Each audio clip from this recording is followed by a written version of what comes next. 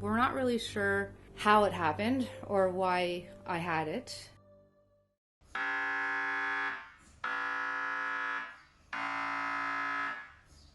They think maybe it was hormonal because they're thinking that it was there for about 20 years.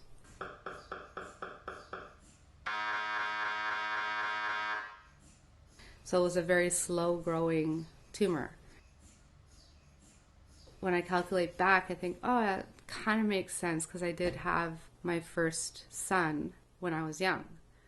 And soon after I had had him, I started getting migraines.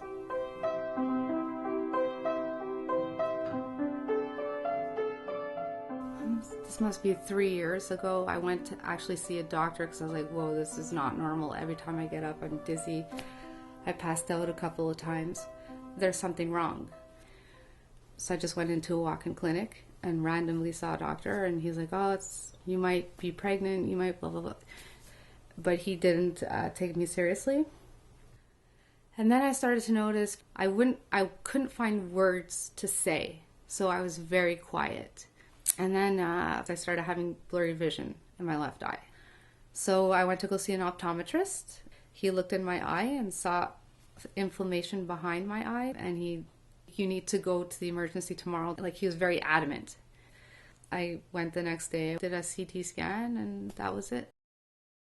It was predicted to be an 8 to 12 hour surgery. The doctor had said they were able to do it in 7 hours. I woke up from the surgery, and he was the first person that I saw when I was coming to. He said the surgery was a success and he was able to remove all of the tumor, and it went very well. And I think I proposed marriage to him at that point.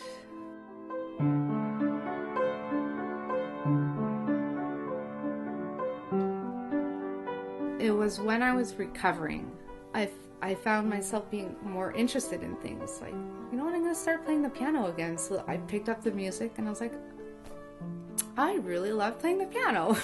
I discovered my desire for it because I had lost it. After my first surgery, I thought everything was okay, but I kept getting headaches. And I had an MRI 6 months after my surgery. So I went to see the surgeon for the results, and there was another tumor growing. We were all in shock. It was the hardest part is telling people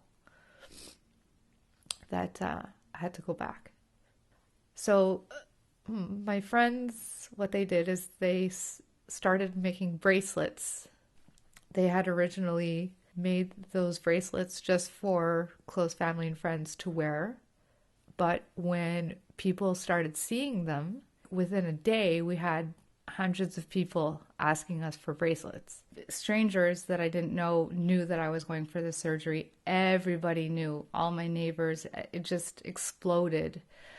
We were making bracelets like crazy, so in a way it was a weird kind of distraction for me. And my kids weren't shy to talk about it. We would meet people on the street and they'd say, hey, you like my bracelet? My mom has a tumor. She's going for a surgery in 3 weeks.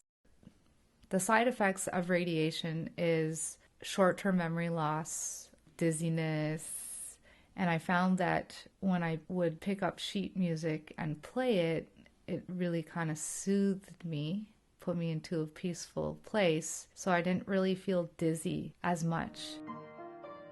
The fact that I could read the music, my brain was thinking about what the note I was looking at, and I was able to play it with my fingers. So it was this whole interaction between my brain and my hands and my memory. I think that actually really helped my short-term memory loss because it didn't last that long. What's amazing about that Go Team Mo site is that everybody kind of came together. It was amazing for my recovery.